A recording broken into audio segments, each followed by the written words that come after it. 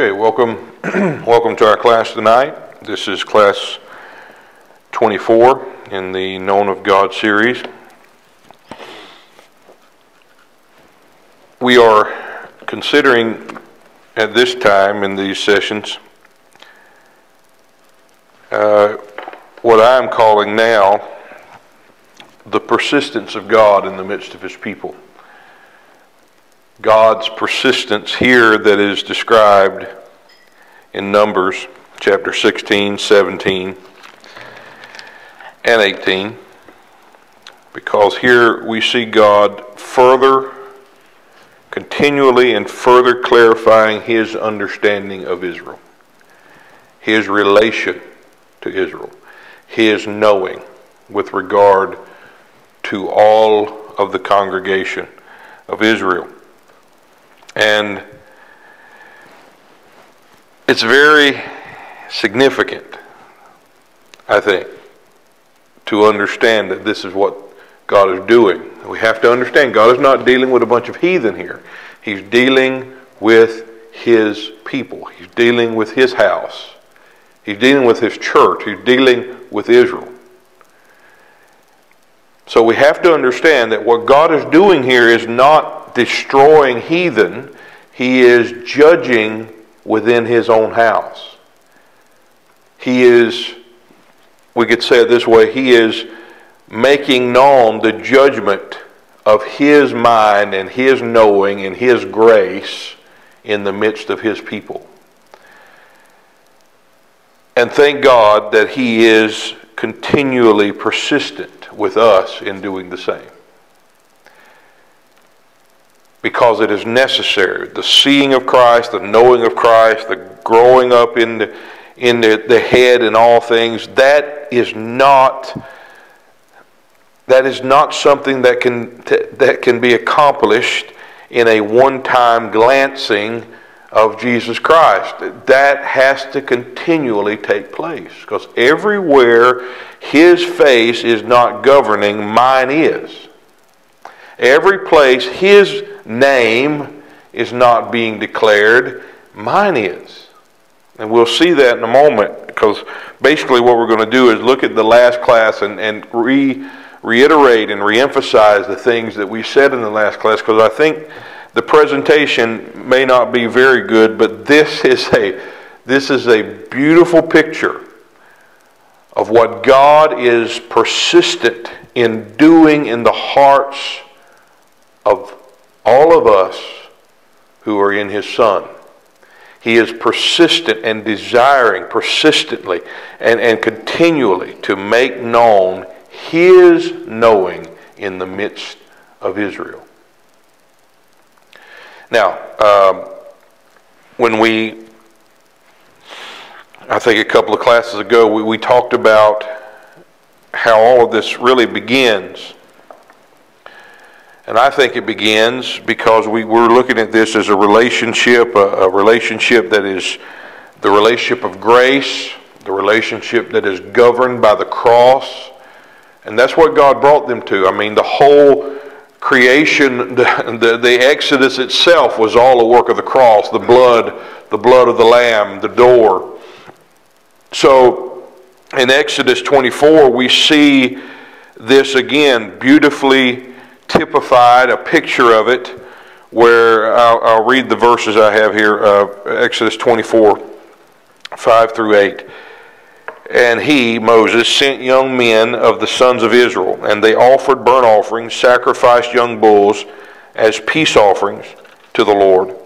Moses took half of the blood and put it in basins, and the other half of the blood he sprinkled on the altar. He then took the book of the covenant and read it in the hearing of the people. Now listen, again, let me emphasize the order of this. You had the blood, he splits the blood. This is one blood, not two different types of blood, but one blood that he splits, puts one portion of the blood upon the altar, and now, after that, he reads the book of the covenant, or the law, to them. And he reads it in the hearing of the people, and they said, all the Lord has spoken, we will do it. Now God knew that that was an impossibility for them to do all that they had just heard. That is why the blood was first sprinkled upon the altar before the reading took place. He had already taken care of the situation as far as the doing of what was written in the book of the law or the book of the covenant. And remember, it's the book of the covenant. He had already foreseen the inability to do or to obey, because it also says we will do it and we will be obedient. What does it mean to do it? And what does it mean to be obedient? How is that possible? Christianity today emphasizes the means by which we can do and be obedient to God, to do the works and do what God wants and do what God demands. How is that possible? Well, God understood it was not possible for man. In fact, the whole book of the covenant was an indictment upon man and declaring to that man, you're not the seed with whom the covenant is made. It exposed him as who he was, but God understood. God had already covered that in first sprinkling the blood on the altar. But now after they say we'll be obedient and we'll do everything that he says to do, here's what happens. Moses took the blood, that same blood that he had put on the altar, now the other portion of that blood, he sprinkles it on the people. One says he splattered it all over the people, one translation says. Now, there is some debate, and it really doesn't matter whether he did it on all of them, because a lot of people to sprinkle that little bit of blood. What most people believe are the 12 pillars that he set up representing Israel. He sprinkled it on top of the 12 pillars. Regardless, he sprinkled the blood that had touched the altar. Now he sprinkled it on those people. Remember, this was in relation to them saying we will do and we will be obedient. What does this mean? God knows that for the covenant to be kept, these people must be identified with the altar. They have to be identified with the blood that is on the altar. It's called the blood of the covenant. To do what the book of the covenant says, you must be identified with the blood of that covenant. In other words, God is bringing them into a relationship that says this: to do what I desire to be done, to do and to be obedient to this command, to this covenant, to this law, to keep it to any degree.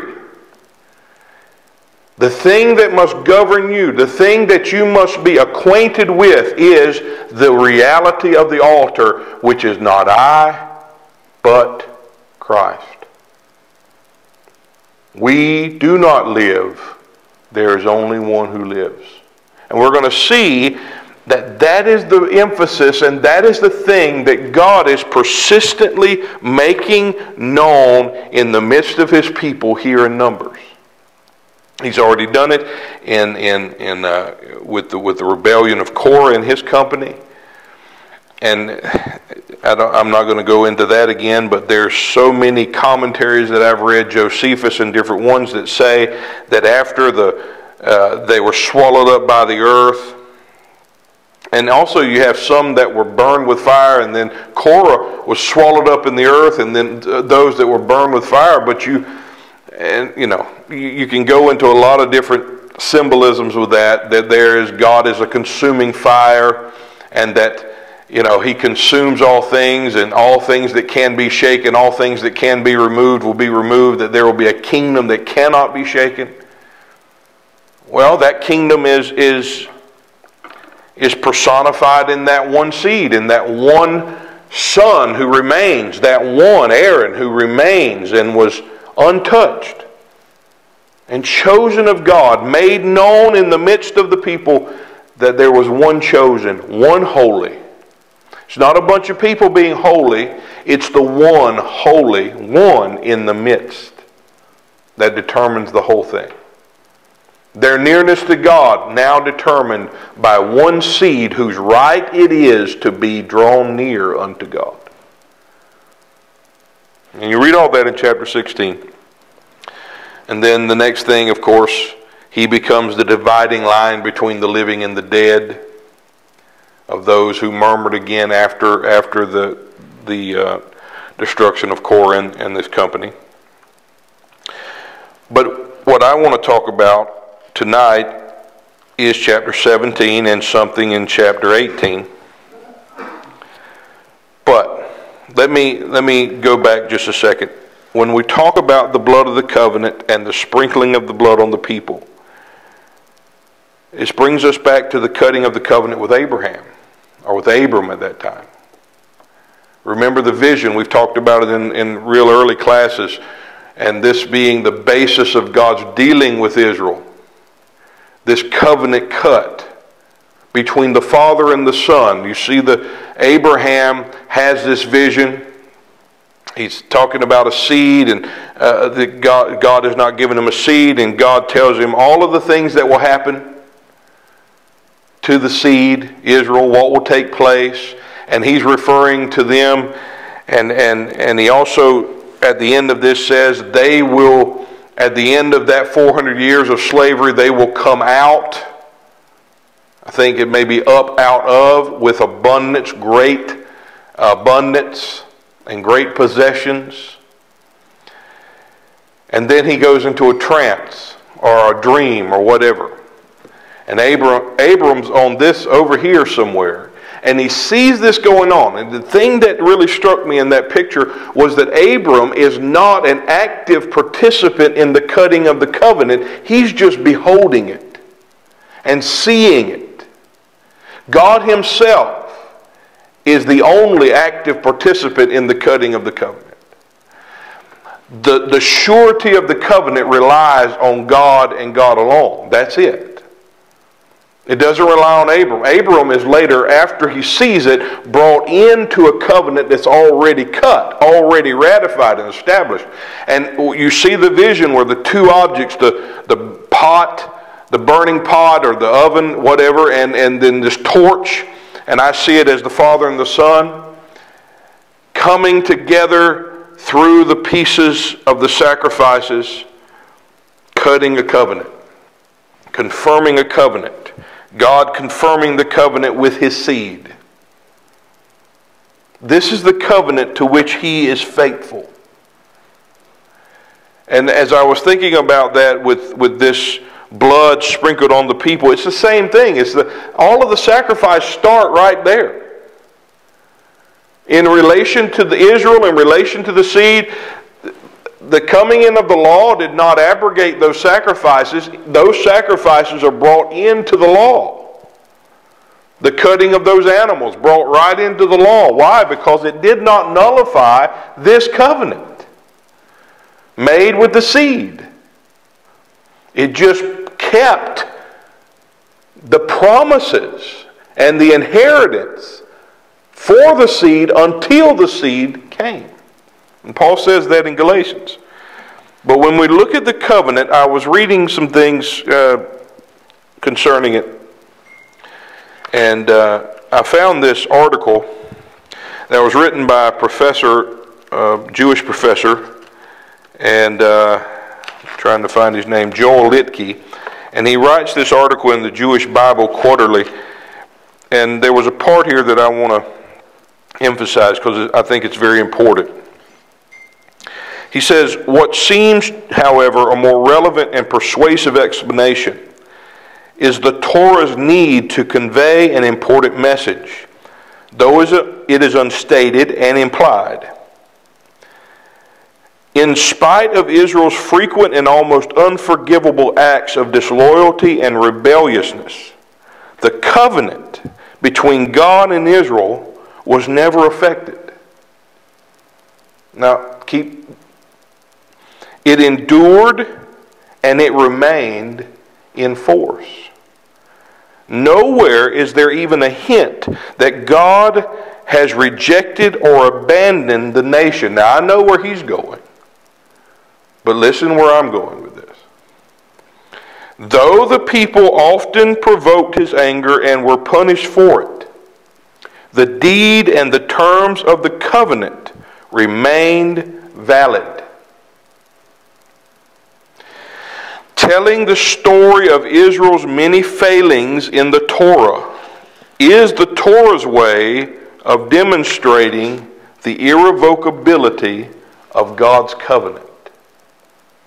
The people may be punished, exiled, and rebuked, but God's commitment is constant and inviolate.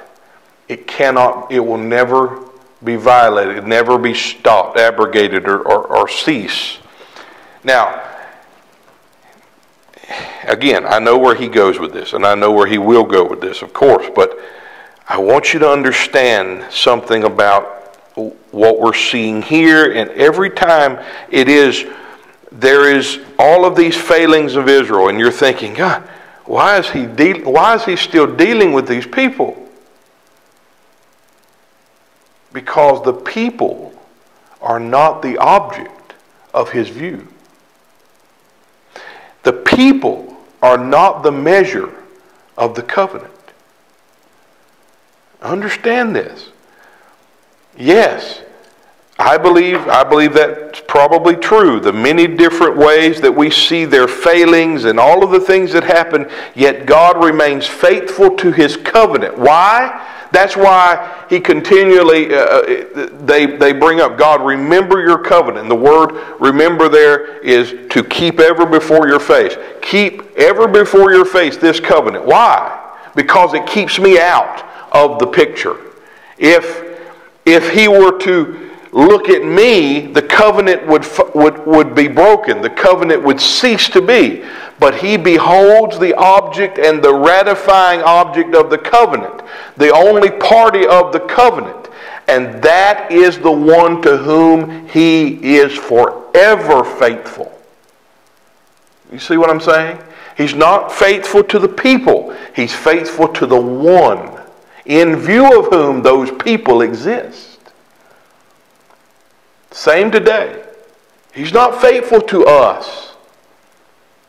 We are not the measure of God's covenant. We are not the reason he keeps a covenant or the reason he's happy with us or sad with us. We think that. We think God has changes from day to day and his attitude toward us changes. No, he has a covenant. It's not now a covenant in testimony. It's the real, true reality of the covenant, because the seed with whom the covenant was cut is in you.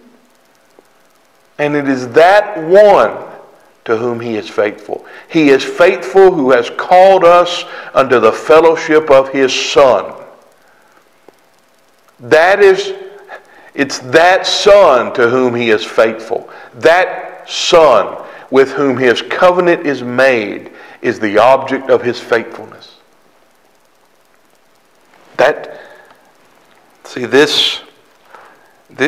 This is not lauding or excusing failure. The many pointing out of Israel's failure, it wasn't to say, okay, well, they're just being who they are. It's not about excusing failures.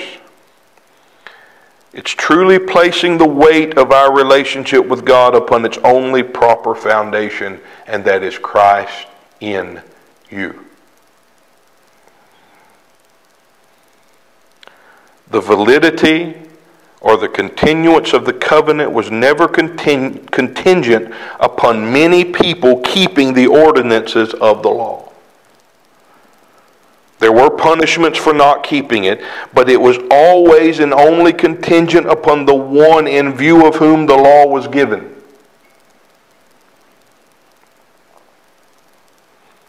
The law was a testimony of one Son, one life. But it could not, Paul says, give the life of which it spoke.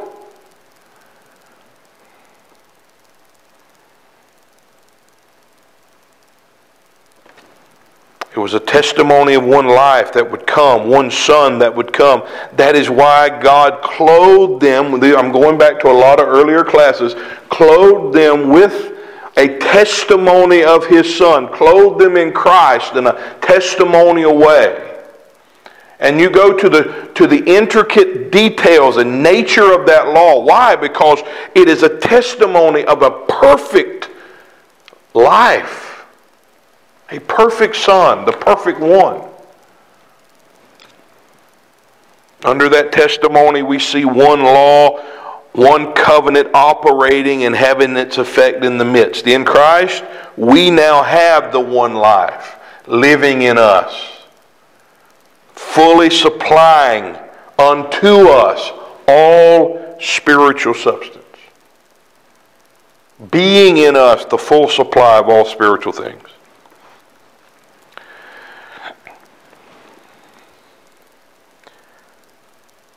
So it is this commitment in the light of a covenant that's being addressed in the midst of Israel.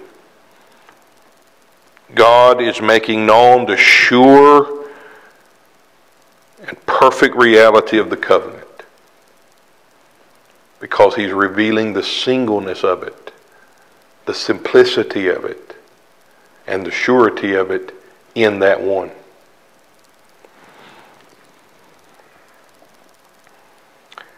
I wrote here, God is demonstrating the sureness of the covenant in that it is made with one, ratified in one, and sure unto one. And people say, well, what about me? That one is your life.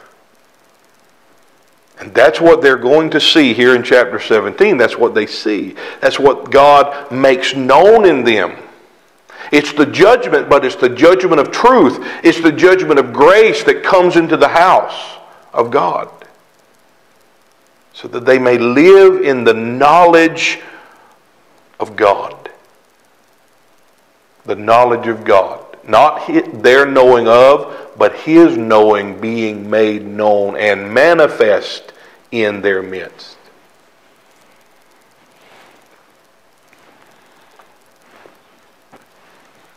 Why do we still seek a righteousness of our own? Why do we attempt to be the fulfilling of God's demands? It's very simple. We have never seen the one in us who is our life unto God. And everywhere that desire is still there for me to have my place or me to have my stand before the Father, the need is the seeing of the one. It's not stop doing that. You can't. Stop trying to take His place. You can't. It's called the lust of the flesh. That's all you've got. Flesh is flesh. That's all you have. What you do have is a life that has been given unto your soul that you're ignorant of. A life that God would make known, a perfect life, a perfect righteousness. But that perfect life and that perfect righteousness is not you. Nor does it have your face in it. Nor does it have your name on it. It has no, you are not the evidence of it, and you are not the measure of it.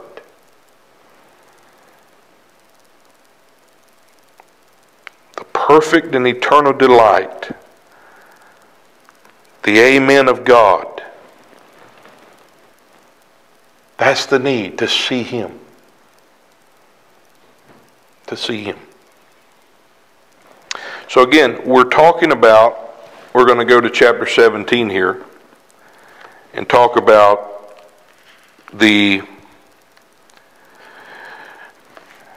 a further clarifying, a further clarification.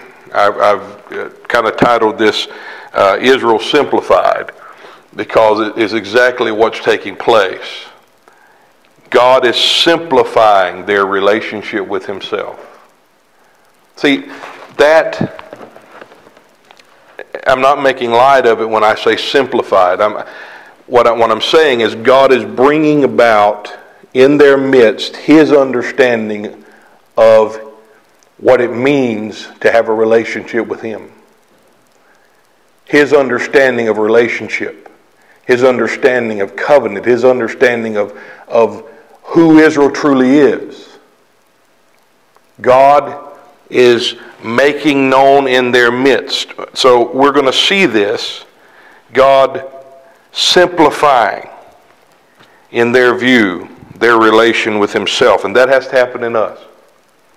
That has to happen in us. And we'll get to that in a moment. But again, this is just God further in his persistence, making his mind known in the midst of his people.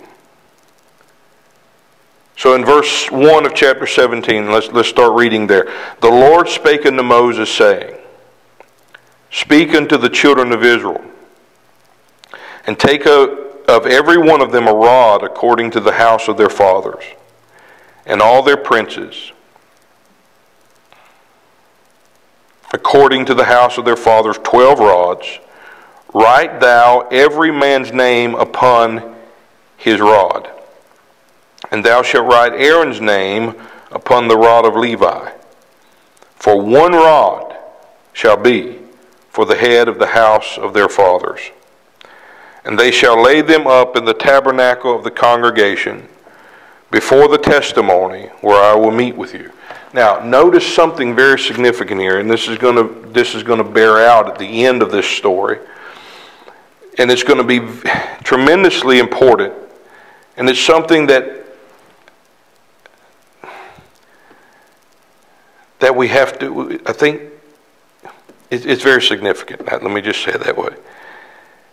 The rods that are taken, first they're taken from the princes of the tribes.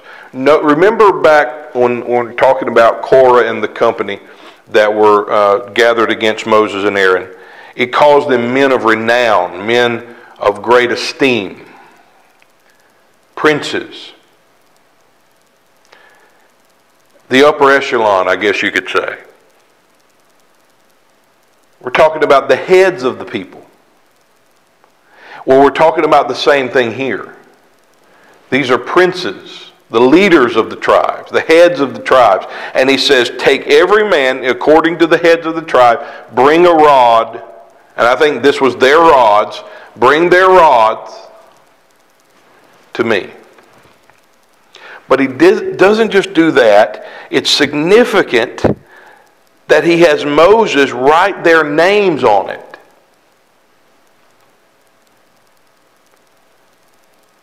They don't just bring a stick, they write their name on it, identifying with it.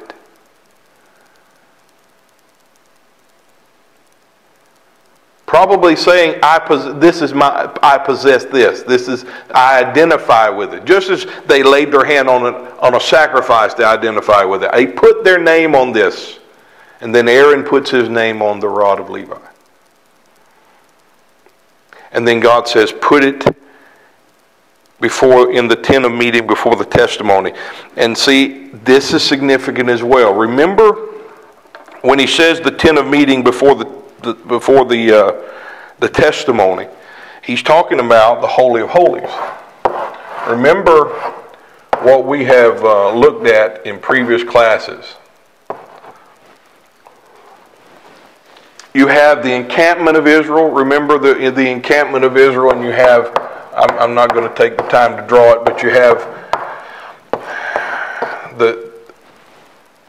the four sides, the encampment, and we know that the encampment was in the shape of a cross when you look at it from above and all of that. But we were looking more specifically in these classes with the encampment, and we were emphasizing each encampment had their own ensign. Remember?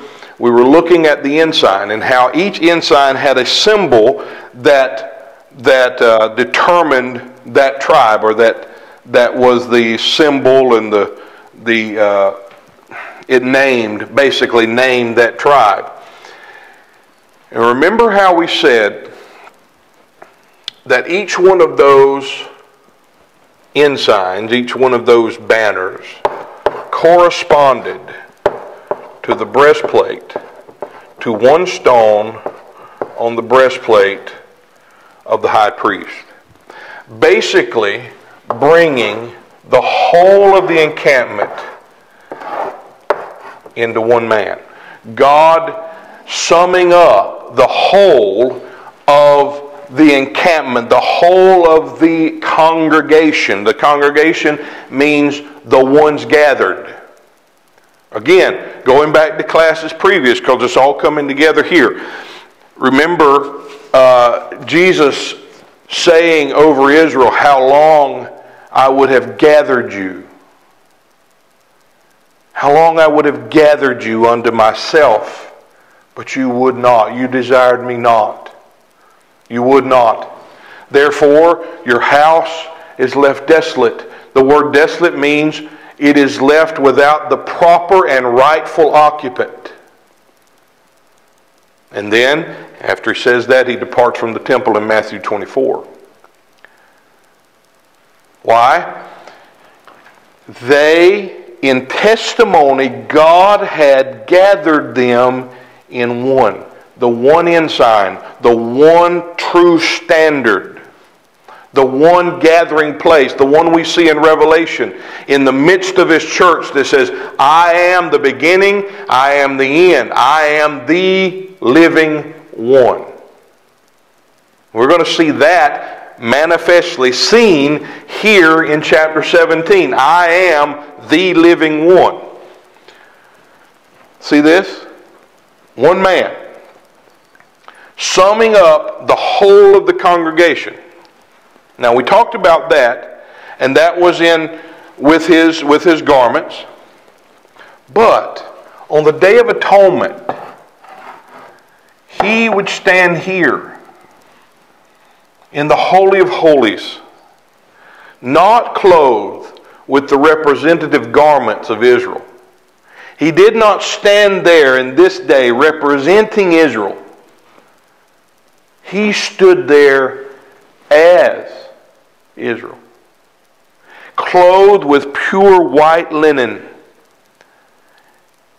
speaking of His own intrinsic righteousness and perfection and purity. He stands there as the one seen and known of God, the one accepted of God. We're going to see this again right here. It's very significant. Their names, now Moses commands, bring all of these rods and put them before basically bring them into the Holy of Holies before the Ark of the Testimony, where I meet with you. Because what we're about to see is what they cannot see or know or understand unless God reveals it. We're about to see God's eternal perspective, God's understanding, a heavenly view, a heavenly knowledge, a heavenly understanding with regard to all Israel. And it's going to bring a judgment in the midst of Israel when it is revealed.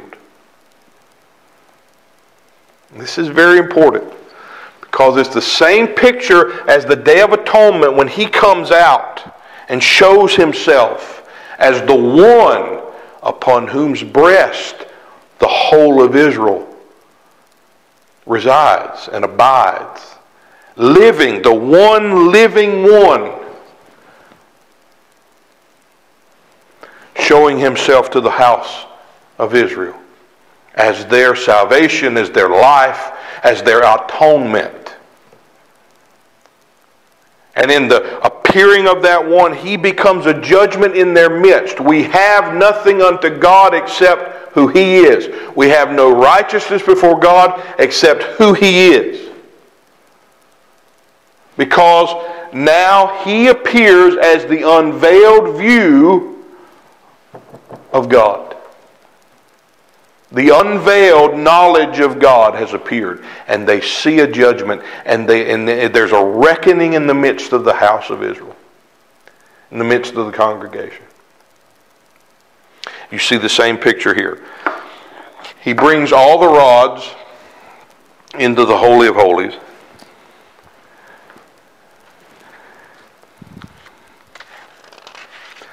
Now let me read.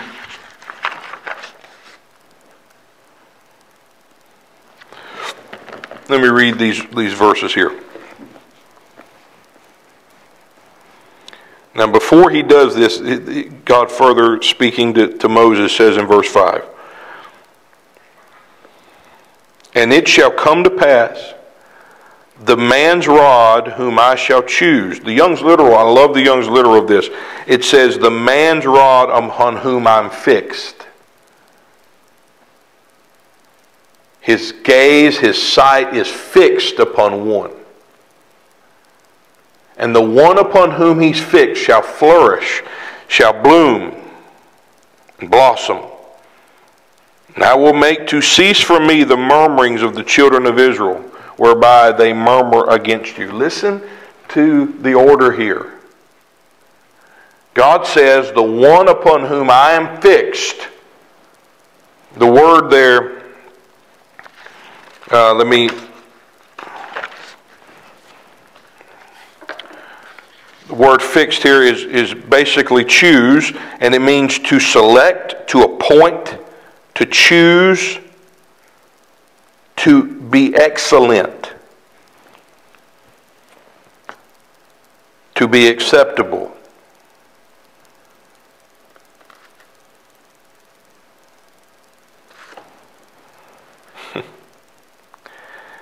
"The one upon whom I fix, my gaze is fixed, shall flourish. And in that flourishing, I will make to cease from me their complaints," their murmuring. You see that? The only thing that ceases the murmurings of the natural mind against the supremacy and the sufficiency of this one is seeing this one. To see the one who flourishes, the one who bears fruit unto the Father, the one who is awakened and risen, because we're going to get into all of that, but it's the one, it's seeing him that ends all debate and all murmuring and every question and every concern and everything that in the human heart would stand against it. The seeing of him is the answer. The seeing of him is the judgment that brings an end to such debate and murmurings. What was the murmurings? I want my place too.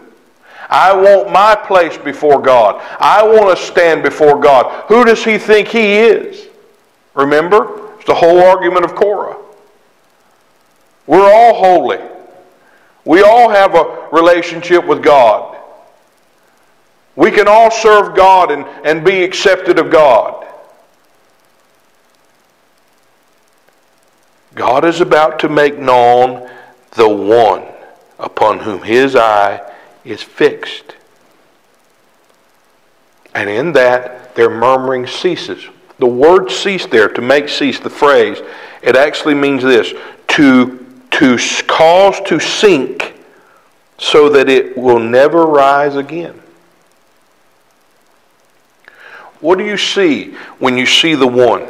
To see the flourishing one. I'll say it that way using the Young's literal translation. To see the flourishing one.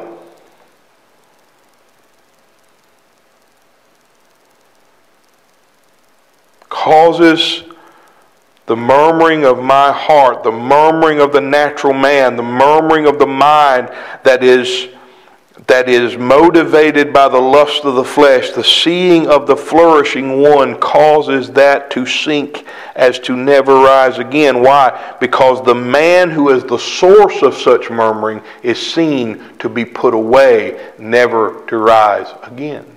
The man who is the source and the foundation and the basis of those murmurings is seen to be put away forever, never to rise again.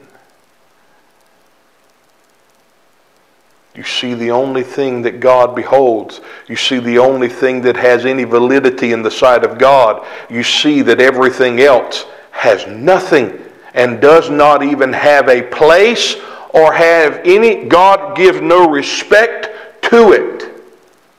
He does that with Cain. Why? In the Hebrew, it doesn't just mean he didn't give it respect. It means that it was as if it didn't exist before him. God is simplifying their relationship, and it's this simplicity that must come into the hearts of the church. It must come into our hearts. This simplification of our relationship with God must be revealed.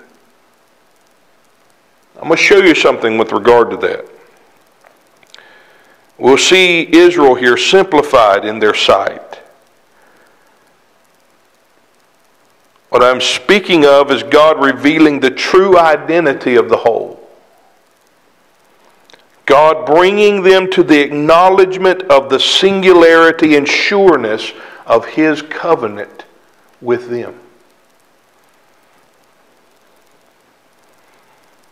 But see, we've said it so many times, we've said it before. This is the thing that is so offensive to the natural man. The simplicity of Christ. The simplicity of our salvation. But I'm telling you, where this simplicity is missing, deception is present. Because I'm still going to believe I have my place and I have my part, and we'll spend the rest of our life attempting to prove it, whether proving it to God or proving it to one another. I deserve that spot. I deserve that place. It's like trying to try out for a football team. I did well enough. I deserve to be on that team. It doesn't work that way. There's a singleness and simplicity to this that must be brought into our heart. It is actually showing all things of our standing and our relation to God as being settled and eternally fixed, not in ourselves, but in the one upon whom His gaze is forever settled.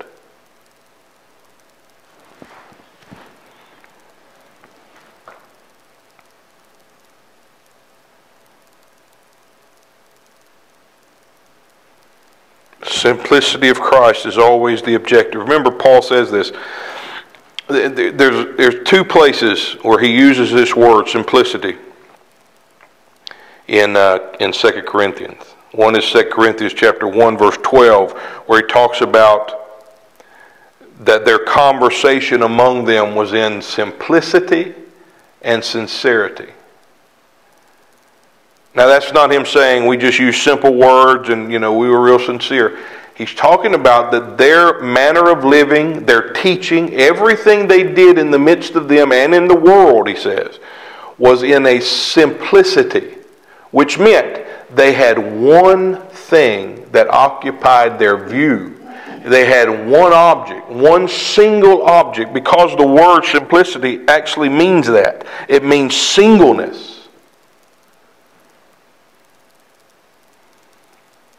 It means single.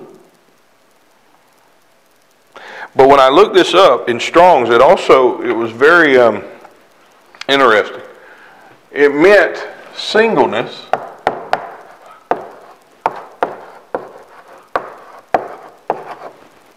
but it also meant bountifulness.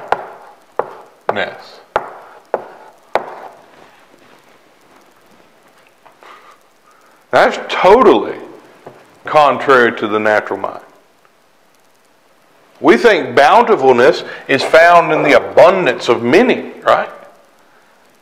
Actually, the word simplicity here is from two words. One meaning is a negative, it's the A, it's the alpha, negative, and then a word that means many. So it means not many. We think bountifulness is in many. Whether many people being fruitful unto God. Isn't that what God wants? A bunch of fruitful people? We think that. We think that's what bountifulness is. We think that's what brings a smile to the face of God. A bunch of fruit-bearing folk. Is it really? Not according to this picture.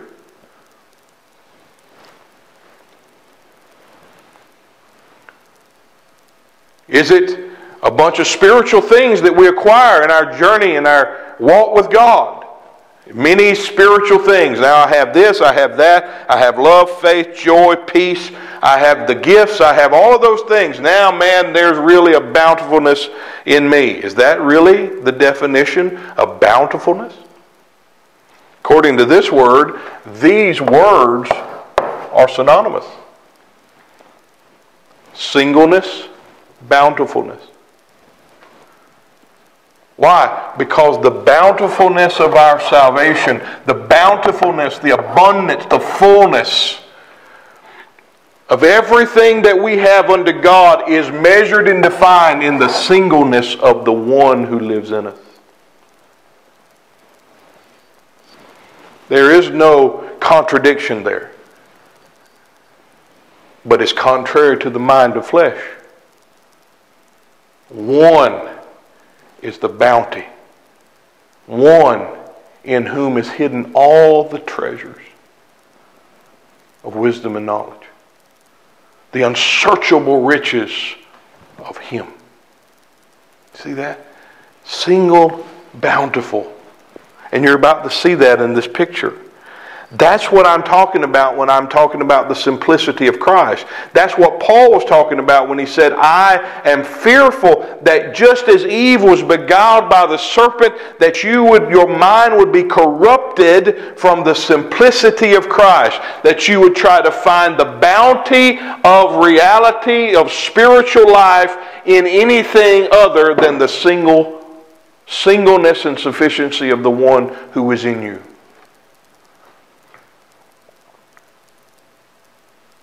That you would try to get things instead of knowing Him as all spiritual things.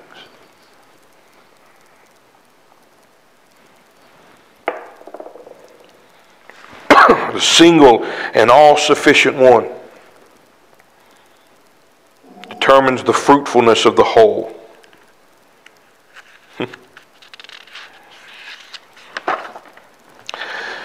So, the next day, I'm going to read this. I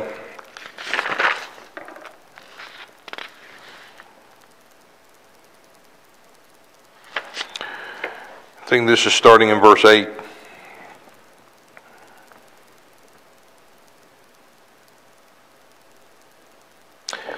Let's read verse 6 and 7 in King James here. Moses spake unto the children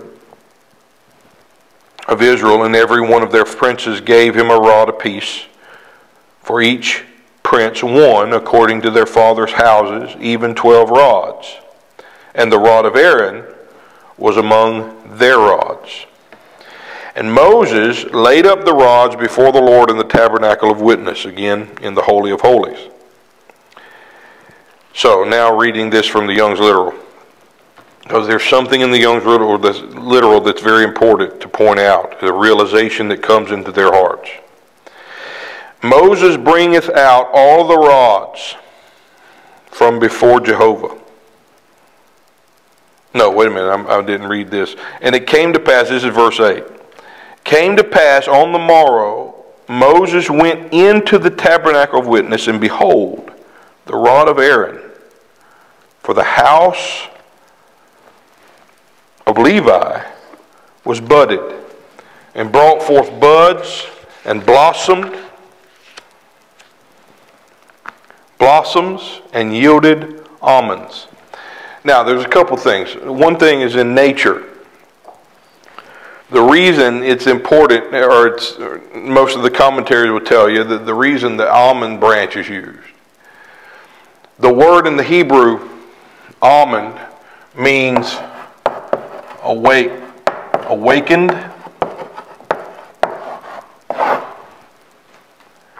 and in nature, the first tree that actually blooms in nature after the winter is the almond tree.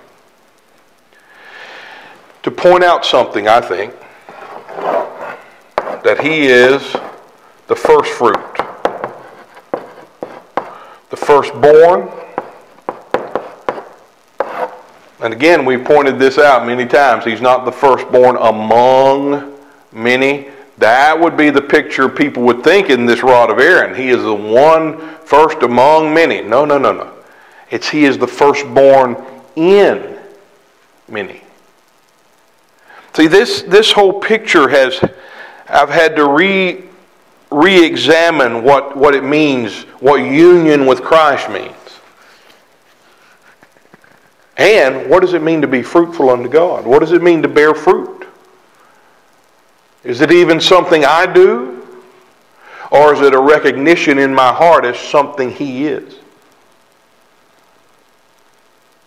And living in the recognition of the true, awakened, and fruitful branch as my life. And growing in that understanding. Is that what it is? Now, it blossoms. I look these words up because sometimes we look things up just to look them up, and I found something interesting here. And this doesn't come from me. This comes from the lexicons. This is the Strong's, or I think it's the Strong's Enhanced Dictionary I have here on my tablet. And when it uses the word blossoms. The word blossom means to show self, to show oneself. That's what it means in the Hebrew.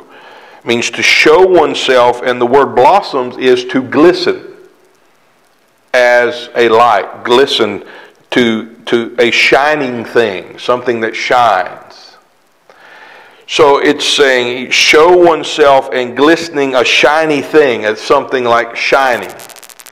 And they had a parenthetical phrase or a little sentence after shining thing, and I thought it was real significant, bringing this picture back into view. If you've followed what we've said about the high priest, it says this: glistening as a plate, as a burnished plate, is what the Strong said. Further down in the definitions it says a shining thing as the gold plate on the high priest's mitre. You see this? It's the same picture that is being seen here. And what I want you to see is that in the blossoming and the blooming, He's showing one who is demonstrating who He is in their midst. He's making Himself known as who He is in their midst, the living one, the fruitful branch. We know all of the scriptures. Isaiah 11, a rod hath come out from the stock of Jesse, and a branch from his roots is fruitful. And it goes on to say, and that one shall be the ensign of the nations. And his rest shall be glory, or glorious. It speaks about the branch in Zechariah, and it tells them to take from them silver and gold, and make a crown, and set it on the head of Joshua the son, the high priest, and say to him, thus saith the Lord of hosts, behold the man whose name is the branch. For he shall branch out from his place, and he shall build the temple of the Lord. And it is he who shall build the temple of the Lord, and shall bear royal honor, and shall sit and rule on his throne, and there shall be a priest on his throne. It's the priesthood and kingship being brought together in the one man whose name is the branch. The rod. Same word, branch, rod.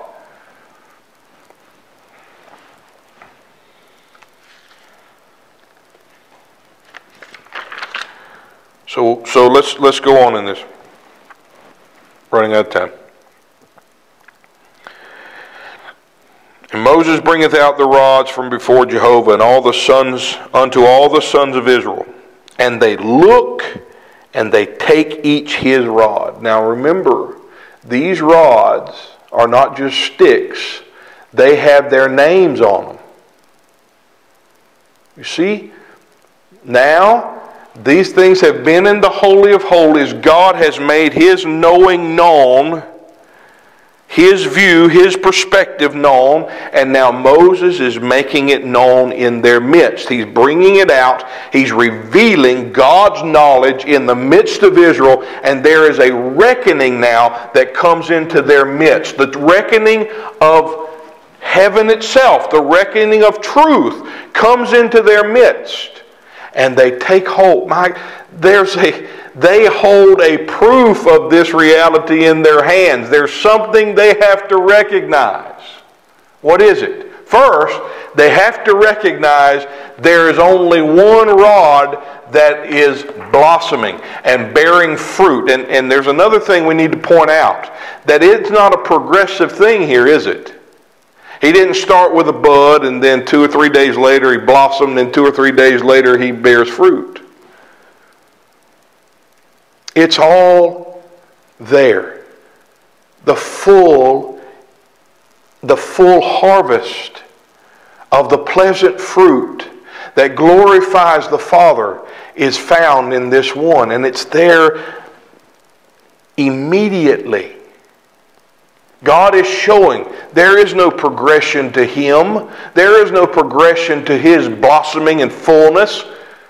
There may be a progression to our comprehension of the fullness of Him, but there's no progression to that fullness. But He shows them this. He comes out and He shows them, and they see this one branch bearing fruit, blossoming, as if it lives. It was a dead branch. Behold, I was dead, now I am alive forevermore. I am the living one. Revelation. It was a dead almond branch. Now it lives. Now it blooms.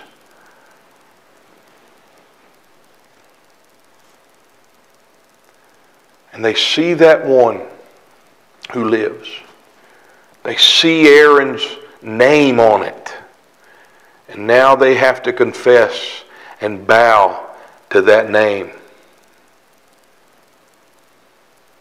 To the glory of God the Father.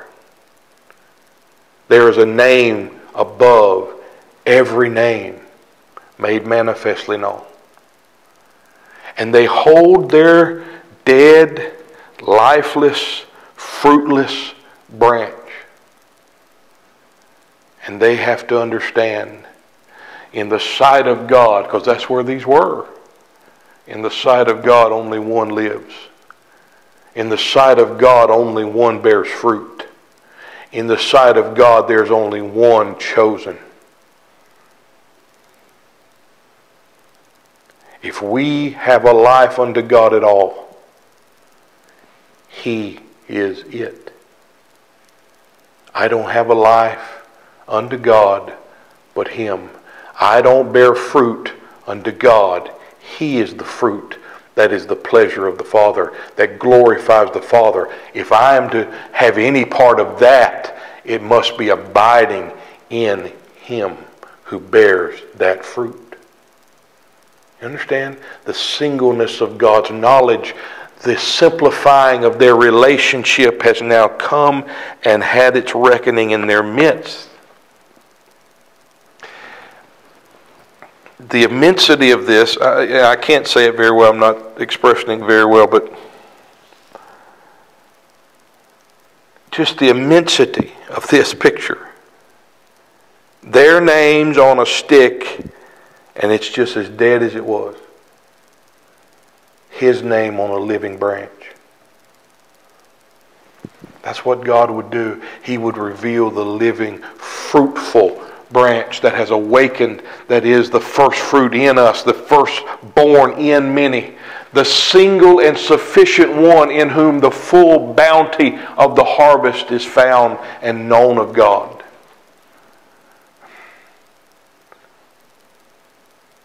Stop trying to bear fruit. Set your sight to know the one who is the fruitful one. The one who is the pleasureful, pleasant fruit that He has awaited and waited for. And now has as His possession and as His eternal Sabbath and rest.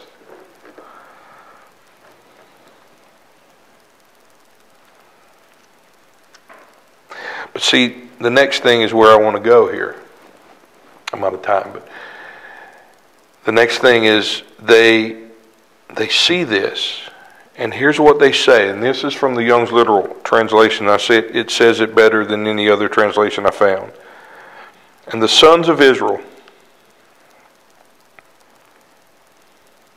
Oh, wait a minute. They put back Aaron's rod.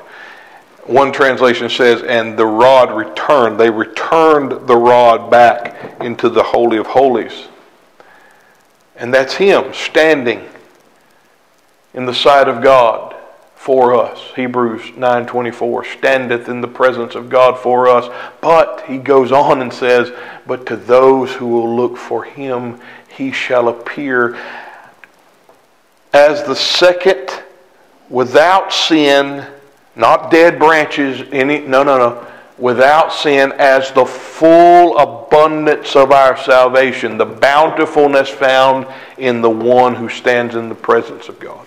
The full harvest, the increase that God has always desired, being seen, known, and enjoyed in the revealed presence of the one fruitful branch. But then they say this. They say unto Moses, we have expired.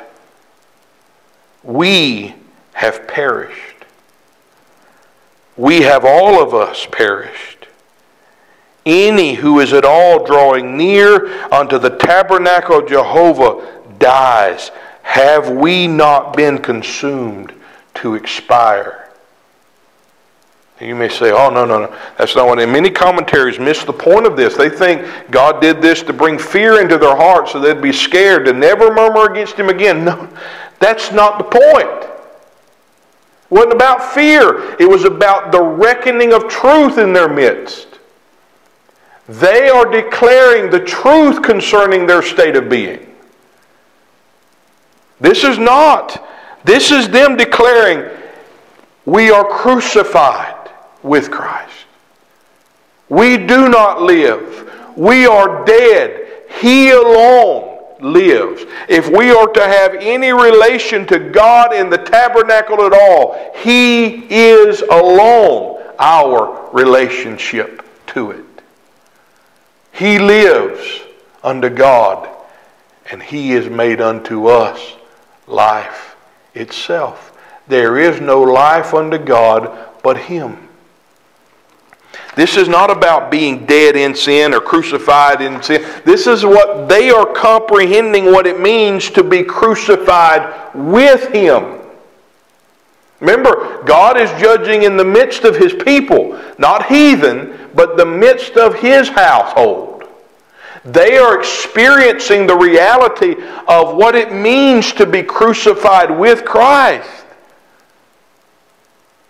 They're experiencing the judgment of not I, but Christ. Remember, I've said it many times in classes. When you see, yet I live in Galatians 2:20, I is not there. There is no I in that phrase. Yet I live. No, there's no I there. The only place the I exists is where it says not I. You can look at it in the interlinear Bible. It's true. There's only one who lives here. He is my life. That's what they are experiencing. That's what it means to know even as we are known. You see, they are now knowing even as they are known of God. They are living in the judgment of seeing one living and fruitful branch. And these words in the Hebrew are in the perfect tense, which means it's a done deal. It's something already done. It's not, we're going to have to learn to die here. No, it's we're dead. They're seeing something already accomplished. One living and the rest dead. One living and the rest put away. Having no life but Him. And it's not a coincidence that after that, God begins to speak to the high priest and says to them, Everything, basically this, and because I'm out of time, I can't get into it, because he says it in many different ways. Everything of their offerings, of their increase, of their approach to me, everything of their relating to me at all belongs to you. I've given it to you. It's your possession. It belongs to you. In other words, everything, anything of their relation to God belonged to Him, who is made unto us all spiritual things, so that they who glory would glory in the Lord and in the Lord alone.